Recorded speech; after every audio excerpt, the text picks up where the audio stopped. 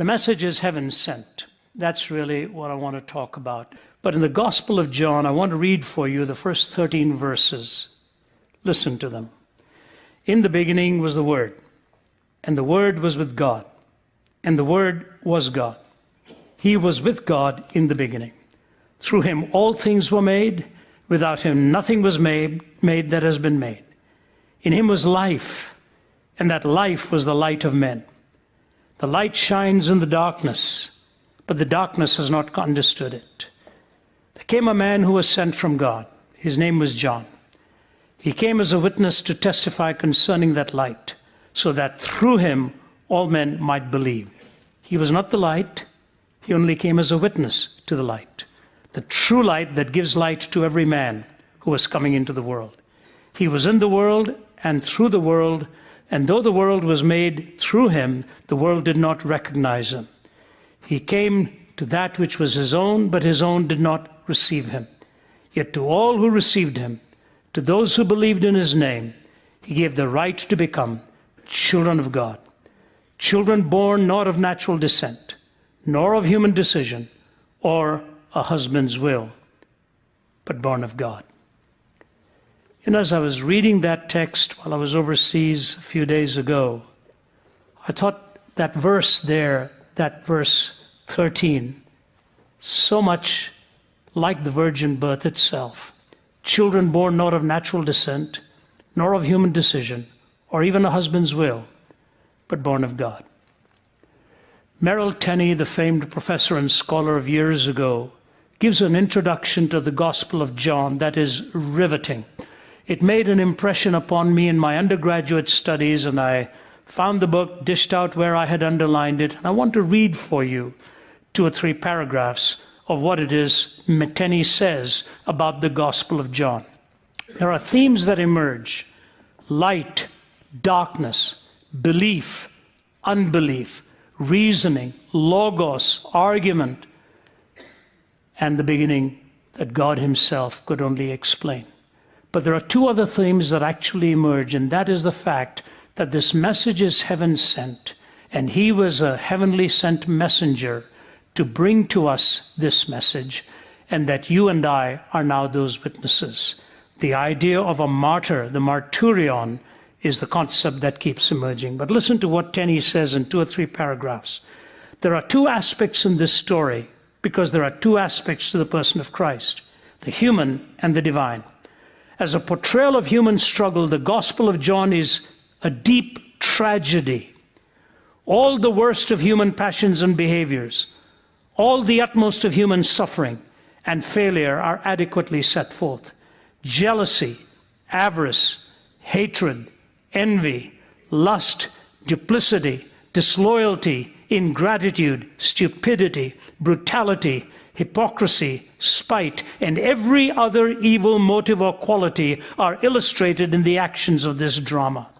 Conversely, unselfishness, generosity, kindliness, purity, honesty, sincerity, and self-sacrifice may also be found. Apart from divine intervention, as in all great tragic literature, evil would triumph, and in the crucifixion, the tale would have ended sadly and disappointingly. More than this, the tragedy is ironical. The more humanity struggles against evil, the more deeply it gets involved in it. For instance, Peter avowed that he would never forsake his Lord, but that he would lay down his life for him. The exact opposite occurred. In the life of Jesus himself, irony is apparent. Although he was virtuous, he suffered all possible indignities. Majestic, he died in ignominy. Powerful, he expired in weakness. Particularly is this fact illustrated by his claims as they contrast with his end. He claimed to possess the water of life, but he died thirsting. He claimed to be the light of the world, and he died in darkness. He claimed to be the good shepherd, and he died in the fangs of wolves. He claimed to be the truth, but was crucified as an impostor. He claimed to be the resurrection and the life. He expired sooner than most victims of crucifixion usually did, so that Pilate was amazed. Strangely enough, the culmination of his career seemed to give the lie to its intended meaning. If the greatest exemplar of righteousness that the world has seen became a helpless victim of evil, then supreme tragedy is the burden of the Gospel of John.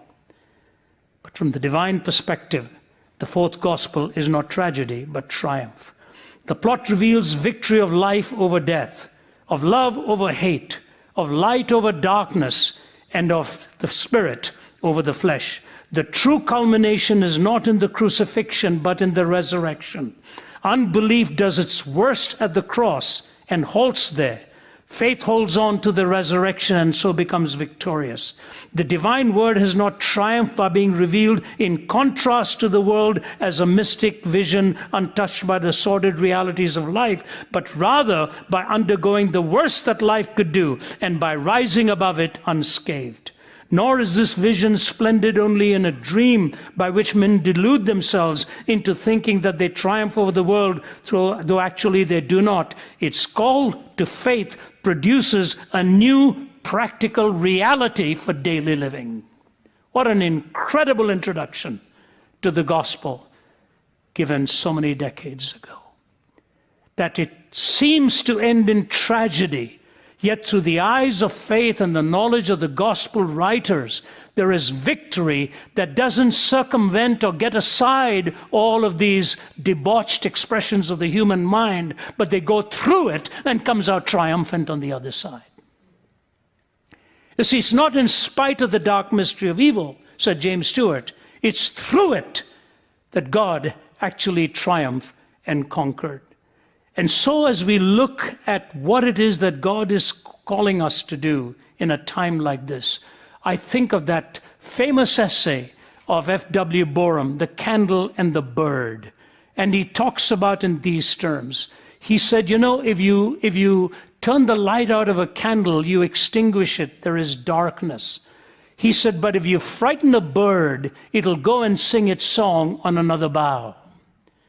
He said, the gospel is more like a bird than it is a candle. You cannot really extinguish it. You push away and resist the Holy Spirit, he will go and do his work in another part of the world. And you see this happening repeatedly in history. When Addison was mourning the loss of Puritanism in England, at that very time, Count Zinzendorf, with his little band of young men in their 20s, were meeting at Herrenhut and launched the Moravian movement. It was the Moravians that inspired Wesley. It was the Moravians that inspired William Carey. In fact, when Carey threw down the gauntlet in front of his leadership, he had the annals of the Moravians put down at the table and said, they're sending missionaries all over the world. Why aren't we doing the same? The day the cross was being burned at Notre Dame in France, the very day in Paris, William Carey was setting his foot on Indian soil. And there he baptized Adoniram Judson, who went on to Burma. And then his wife translated the Bible into Thai, and the Burmese Bible and the Thai Bible came about just through the Judson family, and it was through the inspiration again of Carey. The bird is singing its song in many parts of the world. We are not extinguishing the candle. We are just watching what the bird is doing, and in the different boughs of the world that it is singing its song. How does this happen? How does this come to be? It's going to be my privilege to speak in a few parts of the world at the 500th anniversary of the Reformation, which was so ably mentioned here by Oz a few moments ago. Just think about it. 500 years have gone by. And Martin Luther took his stand and said that unless through Scripture he could be challenged and be proven wrong, he would not recant. But I want to point out a real nuance in that Reformation movement. We know there were many, of course, Wycliffe was the morning star of the Reformation, then there was Huss, then there was Savonarola, and then there was Calvin and Luther and Zwingli, so many of them like a tidal wave moving and changing history at that time. But it was 1973, when I was in East Germany with John Warwick Montgomery, who was doing a Reformation study tour. I remember walking to the Castle Church there, standing outside the door. It was in the days of the Cold War, and very predictably, being December, it was foggy and cold and clammy. And I stood in front of the Castle Door Church and wondered, what must have been like for that man to come and nail those 95 theses to the door, beginning with the words, out of zeal and love for the elucidation of the truth, the following theses will be debated. Out of zeal and love for the elucidation of truth, the following theses will be debated. There's a book written about Melanchthon, who was the theologian of the Reformation, and it's called The Unrecognized Reformer. See, it was he who pointed to Luther that the word penance really meant repentance. It was he who graduated from university in his teens. He went in at 13, graduated by 16. In his early 20s, he was a professor of theology at Wittenberg. In his early 30s, he wrote the Augsburg Confession. Martin Luther describes himself in contrast to Melanchthon. I am rough, boisterous, and stormy. I am born to fight against innumerable monsters and devils. I must remove stumps and stones, cut away thistles and thorns. But Master Philip comes along gently and softly, sowing and watering with joy according to the gifts which God has so abundantly bestowed upon him. Melanchthon said of Luther, if there is anyone whom I dearly love and whom I embrace with my whole heart, it is Martin Luther. And the biographer says this about both of them. By his fiery eloquence, his genial humor, and his commanding personality, Luther commended the Reformation to the people. By his moderation, his love of order, and his profound scholarship, Melanchthon won for it the support of the learned, the lovely, and pleasant in their lives. They toiled, prayed, and suffered for the same great cause, and in death they are not divided. They literally lie side by side in their graves at the Castle Church in Wittenberg. They died at the same age, 63, except Melanchthon was younger by about 14 years, so he preached at Luther's funeral. And as I walked into that church, I thought to myself, these guys were young men. They took on the world. They challenged the world. They stood with the word of God, and though this world with devils filled should threaten to undo us, we will not fear, for God has willed his truth to triumph through us. The prince of darkness grim, we tremble not for him. His rage we shall endure, or can endure. One little word will fell him. Amazing change of the course of history, half a millennium ago. Is it impossible for God to do the same at this time in history, through teams like this, through the lives of people like Edmund and Oz, and those who've gone on, who've left a legacy, people like Francis Schaeffer and so on. So I want to talk to you very quickly. What are the challenges we really face in our time? The first one I hesitate to talk about because it's not a subject I like to often get into. But, a few days ago, I was, I think, somewhere in, I don't know which country I was in, somewhere overseas in Asia. It's about 10 days ago. And Ruth on our staff sent me a lead article in a student newspaper, in one of the leading newspapers in the leading universities of this country. When I read it, I started to cry. I said, I can't believe what I've just read. I cannot believe what I've just read. And then I thought to myself, how did this even come into my email?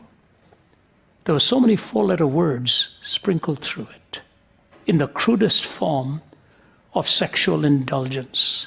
From autoeroticism to polyamorous relationships, name it, it was there.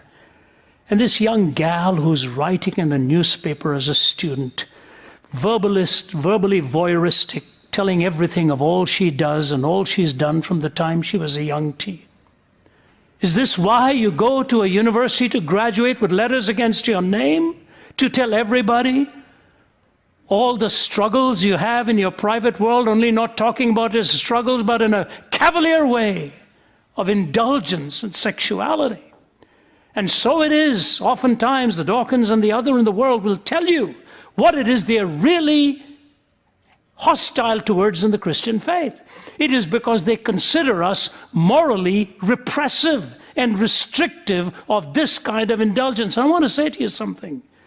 I became a Christian at the age of 17. I played cricket for my university. I played cricket in a local club. I was very competitive in sports. I didn't know a single Christian on my cricket team or my hockey team. They're all Hindus, Muslims, Buddhists. Some of them may be. Not one of them would have read that article and found comfort or inspiration. They would have all said, this is bizarre and perverted. But the Christian faith takes the hit for it.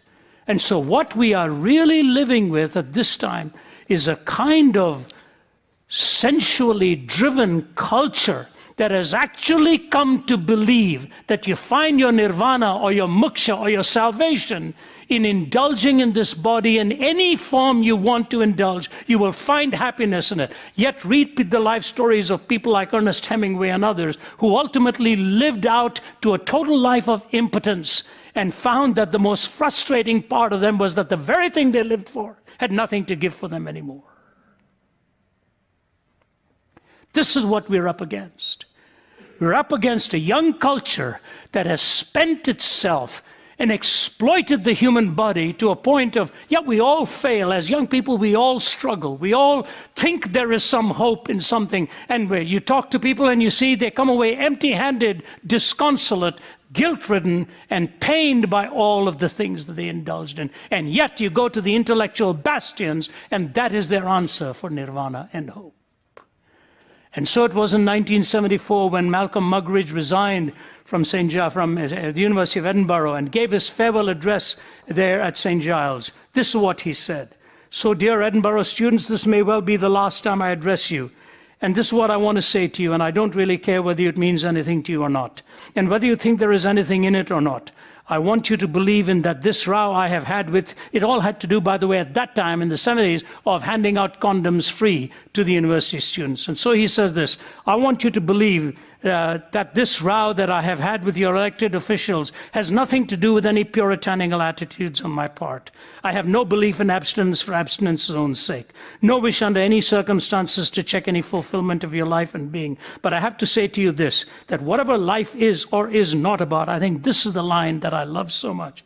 Whatever life is or is not about, it is not to be expressed in terms of drug stupefaction and casual sexual relations. However else we may venture into the unknown, it is not, I assure you, on the plastic wings of Playboy magazine or psychedelic fancies. This was a man who'd lived on the other side of the tracks and is telling the young, it's not where you're going to find it. Whatever life is or is not about, it's not about casual sexual relations and psychedelic fancies. And yet we've got a whole generation moving in that direction. All over the world. One of my favorite professors in my graduate days was Carl F. H. Henry, one of the most brilliant theologians, American theologians of years gone by. I remember in one of his books he said this, and I wondered, wow, this is something for Henry to be saying it. I wonder why he's saying it this way, but he did. He said this in his book, Christian Mindset in a Secular Society. Biblical truth, transcultural as it is, has an indispensable message for contemporary culture. It addresses modern learning, modern ethics, modern political, economic concerns, and all the idolatries of our polytheistic society. It proclaims the gospel to a generation that is intellectually uncapped, morally unzippered, and volitionally uncurbed. Those who consider the latest fads permanently in will of course dismiss the Christian message as the last hurrah of an antiquated outlook. They reveal their sickness of soul by derogating terms like morality, piety, family, work, patriotism, born-again, evangelical theology. Christianity they dismiss as a kind of middle-class hedonism, declaring it intellectually inadmissible. They meanwhile espouse a life that neither reason nor conscience or spirit can support or condone. Repression of sensuality or self-gratification they call psychotically abnormal. Subordination of the flesh they leave to medieval monks or consigned to the future resurrection. Affirming sexual pleasure to be the supreme good of a life of unending revelry, they waste away into ethical ghosts and skeletons. So it is. So who we got railing against our president? Hollywood. Hollywood has hardly been a symbol of puritanical virtues. The only time they criticized too much violence on the screen was when Mel Gibson's movie came about on the crucifixion. They said that was too violent. That was the first miracle that movie attained, by the way, getting Hollywood to think it was too violent. Wasting away into ethical ghosts and skeletons. We are living at a time where our children and grandchildren are going to be told they make their choices on all of these matters. There are no absolutes, nothing at all to which they need to get anyone else's advice or permission. There is the indulgence of the physical, but there is then the seduction of the intellectual. What has happened is not so much that people are driven in this direction. We all struggle, we face these issues, I realize that. But the intellectuals today have railroaded this thing and commandeered relativism into a camp where anybody who believes in any norms and any absolutes is considered unfit for contemporary society. That they are dinosaurs, they ought to be gotten rid of. And yet I'll tell you what, our team will tell you when we go out there and speak, and even on these matters, the young people, especially the young women, are listening with riveted attention. They know what you are saying is right. They just don't seem to have the power and the will to honor that. I remember two young gals at one of the leading universities. Vince was with me. He'll remember this very well. The gal came right up to the platform, and she was asking her question, and we knew what her question was and what her lifestyle was and what she was driving to. But she was extremely respectful. She had gained our respect in the process and was raising her question. And I could see the tears going down her face as she was asking her question about her personal struggle. And Vince did a marvelous job after I finished answering. And then she asked if she could come to the back and speak to us, she and another young gal. And there they were with tears running down their face, admitting to what it was that their real battle was. And then paid us the great compliment and said, would you two men mind if we took our pictures with you?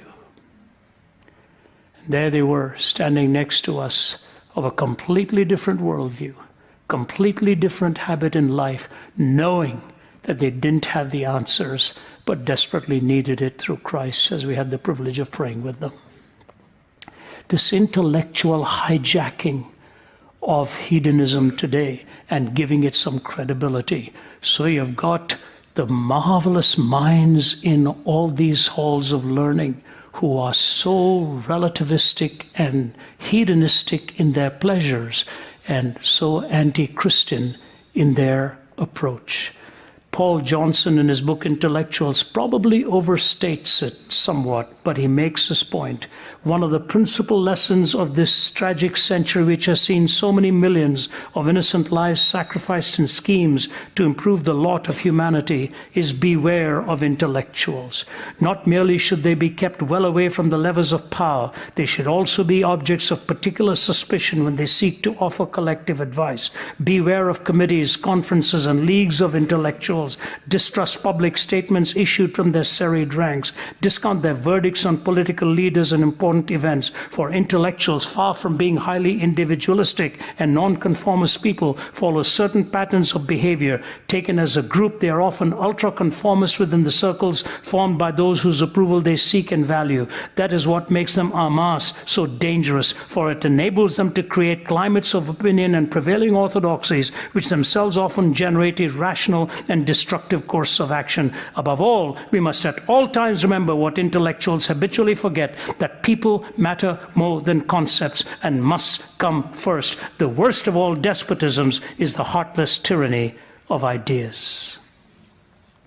It was the French philosophers, the French intellectuals, who drove ultimately till splendor rode hard, or till victims were riding hard on the backs of splendor and so on, and might became right, and all of the words and the guillotine and all that came about came about on the heels of so much intellectual rejection of the absolute and the value of ultimate human life.